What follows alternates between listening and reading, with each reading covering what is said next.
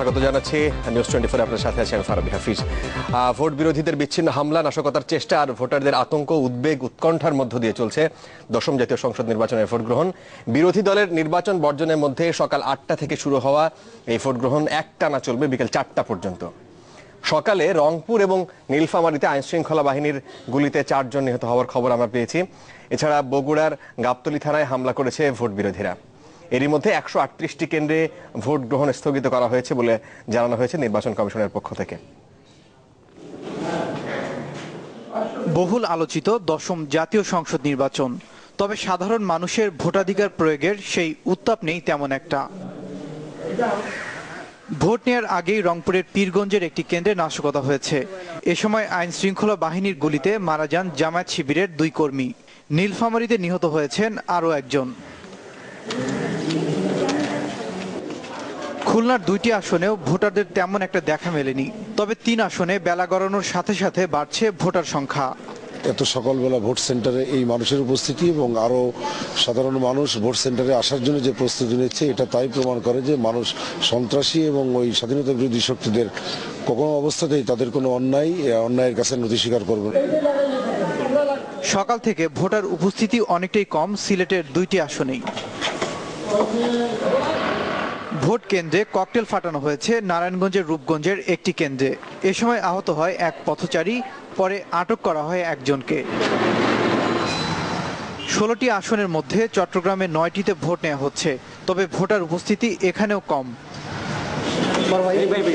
শেরপুরের শ্রীবর্দীতে এক আওয়ামী লীগ কর্মীর পায়ের রগ কেটে দিয়েছে দুর্বৃত্তরা, তবে শান্তিপূর্ণ ভোট চলছে 3টি আসনেই। আমি নির্দ্বিধায় নিঃসন্দেহে নিঃসংকোচিতে ভোটাধিকার প্রয়োগ করলাম। রাজধানীতে 15টি আসনের মধ্যে 8টিতে নির্বাচন হচ্ছে। সারা দেশে 59 জেলার 147টি আসনে এবারে সাধারণ মানুষের ভোটাধিকার প্রয়োগের কথা। তবে সহিংসতার কারণে এরই মধ্যে কুমিল্লার 5টি, দিনাজপুরে 4টি আসনের 3টি কেন্দ্রে ভোট গ্রহণ স্থগিত করা হয়েছে। এদিকে সুষ্ঠুভাবে নির্বাচন সম্পূর্ণ করতে মোতায়েন করা হয়েছে 4.25 লাখ নিরাপত্তা বাহিনীর সদস্য। ওবায়দুর রহমান, চ্যানেল 24। এবারে যাচ্ছি ধানমন্ডিতে। আওয়ামী লীগের সভানেত্রীর কার্যালয়ে সহকর্মী মুরসালিন জুনায়েদ আছেন সেখানে। জুনায়েদ, আওয়ামী লীগের সিনিয়র নেতারা ওখানে আসছেন, আমরা এর আগে যখন আপনি কথা বলছিলেন আমরা শুনছিলাম, তো তারা কি বলছেন? ফারাবি, ইতিমধ্যেই কিন্তু দশম জাতীয় সংসদ নির্বাচনের প্রায় 4 ঘন্টা পেরিয়ে গিয়েছে। সকাল 8টা থেকে বিকেল 4টার মধ্যে 8 ঘন্টা যে নির্বাচন ভোট গ্রহণ হবে তার কিন্তু অর্ধেক ইতিমধ্যেই শেষ। তবে সকাল থেকে কিন্তু ধানমন্ডির কার্যালয়ে নেতাকর্মীরা কিন্তু এখানে জড়ো হচ্ছেন এবং প্রচুর পরিমাণ নেতাকর্মী এখানে এসেছেন। আর এই মুহূর্তে আমাদের সাথে যোগ দিচ্ছেন আওয়ামী লীগের সাধারণ সম্পাদক জাহাঙ্গীর কবির নানক। নানক ভাই, আপনার কাছে যে বিষয়টি আসলে জানতে চাচ্ছি যে সকাল 8টা থেকে ভোট গ্রহণ শুরু হয়ে এখন বেলা 12টা, অর্থাৎ অর্ধেক সময় পেরিয়ে গিয়েছে। এখন পর্যন্ত আসলে ভোটার উপস্থিতি এবং ভোট গ্রহণের ব্যাপারে দলের পক্ষ থেকে আপনাদের মূল্যায়ন কি? দেখেন, আসলে বাংলাদেশের দশম জাতীয় সংসদের নির্বাচন, এই নির্বাচনকে ঘিরে যেমনিভাবে একটি অপশক্তির নির্বাচনকে প্রতিহত করার সকল প্রচেষ্টা ছিল গত এক পক্ষকালব্যাপী, যে বিএনপি জামাতের নির্বাচন প্রতিহতের নামে সারা দেশে নৈরাজ্যকর পরিস্থিতি সৃষ্টি করেছে। অগ্নিসংযোগ, হত্যা, খুন দিয়ে শুরু করে ট্রেনের স্লিপার উঠিয়ে দুর্ঘটনা ঘটানো, অপচেষ্টা থেকে শুরু করে সব ধরনের চেষ্টার পরও এই দশম জাতীয় সংসদের নির্বাচন, এই নির্বাচন বাঙালির জাতীয় জীবনে অত্যন্ত গুরুত্বপূর্ণ। যেমনি 70-এর নির্বাচন ছিল বাঙালির জাতীয় জীবনের ভাগ্য নির্ধারণের নির্বাচন, তেমনিভাবে আজকের এই নির্বাচনটাও বাঙালির জাতীয় জীবনে এক ভাগ্য নির্ধারণ নির্বাচন। এই নির্বাচনকে সামনে রেখে দেশে আপামর মানুষ যে সকল স্থানে ভোট হচ্ছে সে সকল স্থানে ভোটারদের উৎসাহ রয়েছে, উদ্দীপনা রয়েছে এবং সেই উৎসাহ উদ্দীপনা থেকেই প্রচণ্ড শৈত্যপ্রবাহ থাকার পরও স্বতঃস্ফূর্তভাবে ভোটাররা বেরিয়ে এসছেন এবং তারা তাদের ভোট দিচ্ছেন, লাইনে সারিবদ্ধ হয়ে তারা ভোট দিচ্ছেন। অর্থাৎ এই ভোট দেওয়ার মধ্য দিয়ে তারা এই জঙ্গিবাদের বিরুদ্ধে না বলছেন, তারা সন্ত্রাসের বিরুদ্ধে না বলছেন, তারা খালেদা তারেকের যে নির্বাচন গণতান্ত্রিক প্রক্রিয়া প্রতিহতের যে আহ্বান তাকে না বলে তারস্বরে চিৎকার করে না বলছেন। এই না বলার মধ্য দিয়ে জাতি এক নতুন যাত্রা শুরু করবে আগামীকাল থেকে, এই নির্বাচনের পর থেকে। সেই অপেক্ষায় সমগ্র 16 কোটি বাঙালি। জনাব জাহাঙ্গীর কবির নানক, যে বিষয়টি আসলে এখন পর্যন্ত দেখা গিয়েছিল যে স্থানীয় সরকার হোক বা জাতীয় সংসদ নির্বাচনই হোক, সাধারণ ভোটারদের সহযোগিতা করার জন্য কিছু কিছু বাইরে কিছু বুথ থাকতো যারা সাধারণ ভোটারদের ভোটার নাম্বারটি দিয়ে দিত, কিন্তু এই ভোটে কিন্তু যে আমাদের দেশব্যাপী যে প্রতিনিধিরা আছেন, আমাদের সহকর্মীরা, তারা কিন্তু বলছেন যে এরকম কোনো না থাকার কারণে, কেউ সহযোগিতাকারী না থাকার কারণে কিন্তু ভোটাররা, সাধারণ যে ভোটাররা, তারা বিক্ষিপ্ত হয়ে ভোট কেন্দ্রে ঘোরাফেরা করছেন। এই বিষয়টি আসলে কিভাবে? আসলে এটি নির্বাচনের রীতিনীতির বাইরে বিষয়, এই বাইরে কোনো ভোট ক্যাম্প করা। এরপরও আমার যতটুকু জানা রয়েছে তাতে প্রার্থীরা বাড়িতে বাড়িতে তাদের ভোটার স্লিপগুলি পৌঁছেছে। কাজেই সেক্ষেত্রে এটি খুব প্রধান্য বিষয় নয়। বিষয়টি হলো যে গতকালকেও বিএনপি জামাত জোটেরা তারা সারা রাত ধরে কিছু কিছু কেন্দ্রে অগ্নিসংযোগ করেছে। এমনকি কিছু কিছু শিক্ষা প্রতিষ্ঠান যেগুলো ভোট কেন্দ্র হিসেবে ভোট কেন্দ্র ছিল, সেগুলোকে জ্বালিয়ে পড়ে ছারখার করে দিয়েছে। এরপরও যে ভোটাররা ভোট কেন্দ্রে আসছেন সকাল থেকেই, এটি হলো এবার নির্বাচনের একটি আশার বিষয়। জনাব জাহাঙ্গীর, শেষ প্রশ্ন যেটি করতে যাচ্ছে সেটা হচ্ছে যে ভোট কেন্দ্রগুলোতে কিন্তু এখন পর্যন্ত আসলে যেই সংবাদগুলো আসছে, আশানুরূপ ভোটার কিন্তু এখন পর্যন্ত আসেনি, প্রায় অর্ধেক বেলা শেষ হয়ে গেল। এই বিষয়ে আসলে আপনি কি মনে করছেন, ভোটার কি বাড়বে? না, দেখেন, আসলে আমরাও আমাদের এই পার্টিটি তৃণমূল পর্যায়ে, এটি একটি এমন একটি দল, এটি একটি ঐতিহ্যবাহী প্রাচীনতম রাজনৈতিক দল যার তৃণমূল পর্যন্ত সম্পর্ক রয়েছে। আমরা জানেন যে সেই কাকডাকা ভোট থেকে আমরা সারা বাংলাদেশের সঙ্গে সাংগঠনিক যোগাযোগ আমরা রক্ষা করছি। তাতে করে আমরা একটি জিনিস বুঝতে পেরেছি যে এই শীতের দিনে যে হারে অন্যান্য সময় যে সংখ্যক ভোটার উপস্থিত হয়, সেই সংখ্যক ভোটারই উপস্থিত হয়েছে। আমরা যেটি লক্ষণীয় বিষয় সেটি হলো যত সূর্য যত উঁকি দিচ্ছে, মানুষও তত তাড়াতাড়ি শীতবস্ত্র ফেলে দিয়ে তারা ভোট কেন্দ্রের দিকে দৌড়ে চলে আসছেন। আশা করি দিন শেষে আপনারা ভোটারের উপস্থিতিতে সবাই আমরা খুশি হব। ধন্যবাদ জাহাঙ্গীর কবির নানক, আপনার কাছে আবার আমরা আসবো।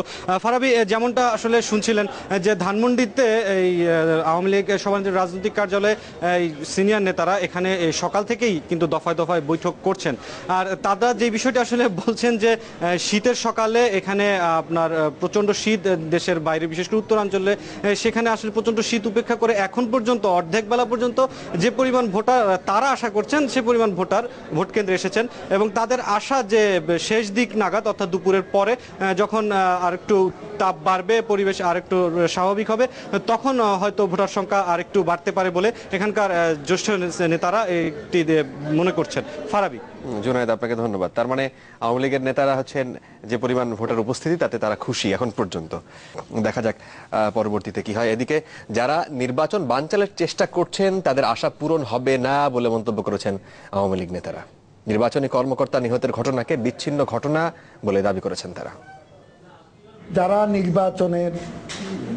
এই নির্বাচনকে প্রতিহত এবং বর্জন করার যে, বিশেষ করে প্রতিহত করার যে ডাক দিয়েছেন দেশ থেকে এবং দেশের বাইরে থেকেও, দিনের শেষে আমার মনে হয় তারা হতাশ হবে। এই যে সারা দেশে বিরোধী দল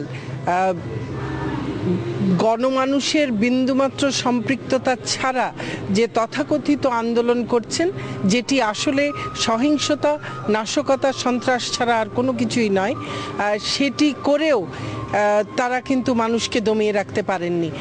এই যুগ সন্ধিক্ষণে আমরা মনে করি এক্ষেত্রে বাংলাদেশ আওয়ামী লীগের তরফ থেকে জননেত্রী শেখ হাসিনা যে পদক্ষেপ নিয়েছেন, যে পদক্ষেপ সংবিধান রক্ষা করার জন্যে, দেশের গণতান্ত্রিকতা রক্ষা করার জন্যে, তা ইতিহাসে ঠিক আব্রাহাম লিঙ্কন 1860 সালে যে পদক্ষেপ নিয়েছিলেন সেই পদক্ষেপের সাথে সেই পর্যায়ে উল্লেখিত হবে। এবারে চলে যাচ্ছে সহকর্মী আজিজুর রহমান কিরণের কাছে। কিরণ আছেন রাজশাহীর উত্তরার একটি ভোট কেন্দ্রে। কিরণ, 4 ঘন্টা পার হচ্ছে, অর্থাৎ 8 ঘন্টায় মোট ভোট নেওয়া হয়। সকাল 8টা থেকে বিকাল 4টা পর্যন্ত। সেই ক্ষেত্রে এখন 12টার বেশি বাজে, 12:15 বাজে প্রায়। কি মনে হচ্ছে উত্তরার কি অবস্থা, যে কেন্দ্রে আপনি আছেন, কি দেখতে পাচ্ছেন? ফারাবি, আসলে আমি এই কেন্দ্রে থাকলেও আমি আশপাশের বেশ কয়েকটি কেন্দ্র ঘোরার সুযোগ হয়েছে আমার। আমি ঘুরেছি দক্ষিণ খান, প্রেমবাগানে, বেশ কয়েকটি কেন্দ্র ঘুরেছি। যদি আপনাকে বলি তাহলে বলা যায় যে মোল্লারটেক উদয়ন বিদ্যালয়, যেটি হচ্ছে দক্ষিণ খানের একটি স্কুল, সেই কেন্দ্রে গিয়েছিলাম। সেখানে মোট ভোটার হচ্ছেন প্রায় 15,000 এবং বুথ আছে 37টি এবং কেন্দ্র হচ্ছে 6টি। তো আমরা এখানে দেখতে পেয়েছিলাম যে স্বতঃস্ফূর্তভাবে কিন্তু বেশ কয়েক মানুষ, বেশ ভোটার ভোট দিচ্ছেন এবং তারা কিন্তু নির্বিঘ্নেই ভোট দিতে পেরেছেন এবং আইন শৃঙ্খলা বাহিনীর যে উপস্থিতি সেটিতে সন্তোষ জানিয়েছেন। পাশাপাশি প্রিজাইডিং অফিসারও অনেকটা খুশি যে নিরাপদে এই ভোটটা দেওয়ার ক্ষেত্রে সাধারণ ভোটাররা যে তাদের ভোটাধিকার প্রয়োগ করতে পারছেন সেখানে তারা কিন্তু অনেকটাই খুশি। আর এছাড়া বিচ্ছিন্ন কিরণ, আমি আপনার কাছে আবারও আসছি। আমাদের আরেক সহকর্মী রাফেজ সাদনান আদেল আছেন লালবাগে, ওর কাছে একটু যেতে চাই। আদেল, সকাল থেকে আপনি যেখানে ছিলেন ওই আসরে আমরা ভোটার সংখ্যা তুলনামূলক বেশি দেখেছি, এখন কি অবস্থা মনে হচ্ছে? ফারাবি, মাঝখানে আপনাদেরকে বলেছিলাম ঘন্টাখানেক আগে কিন্তু বেশ ভোটারদের ভাটা পড়েছিল, কিন্তু এরপর পরে কিন্তু আমরা দেখতে পেয়েছি যে ভোটার সংখ্যা আরো বাড়তে শুরু করেছে। আপনি জানেন যে ঢাকা 7-এর যে আসনটি রয়েছে এখানে কিন্তু যে প্রতিদ্বন্দ্বিতা করছেন দুজনেই আওয়ামী প্রার্থী এবং একজন আপনার আওয়ামী লীগের যুগ্ম সাধারণ সম্পাদক হাজি মোহাম্মদ সেলিম রয়েছেন। এই মুহূর্তে কিন্তু তিনি এই ভোট কেন্দ্রতে পরিদর্শনে এসেছেন। আমরা চেষ্টা করছি আপনাদের তার সাথে কথা বলিয়ে দেওয়ার জন্য। মনে করছেন যে কথা আমরা শুনছিলাম, সেই ধরনের কোনো কিছু কি, কোনো অভিযোগ কি আছে আপনার? কোনো কিছু ঢাকার লোক এখন অবস্থা হয়ে গেছে, বোমার আওয়াজ আর বোমার আওয়াজ, এখন ঘুমায় বোমার আওয়াজে শুনবে। এখন মানুষ এই বোমার যতই ফাটায় এর মধ্যে সমস্ত মানুষের ভোট দিতে আসতেছে। কারণ এখন মানুষ একটা নির্বাচন চায়, যে একটা নির্বাচন হোক।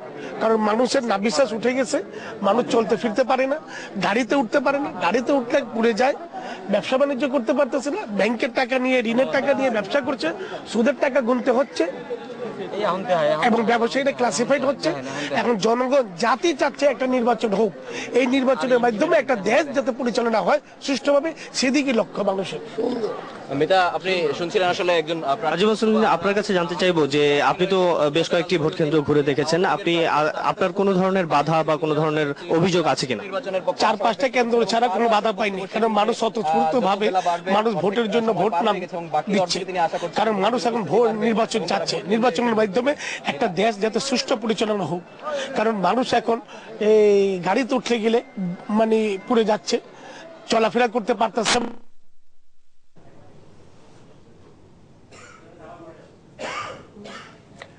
গোলযোগের কারণে সম্ভবত জনগণ জাতি চাচ্ছে যে একটা সুষ্ঠু একটা নির্বাচন হোক, এই নির্বাচনের মাধ্যমে দেশ একটা সুন্দর একটা। একই আসনে আওয়ামীপন্থী দুজন এবং দুজন বড় নেতা আপনারা প্রতিদ্বন্দ্বিতা করছেন, সবার চোখ কিন্তু আপনাদের দিকে।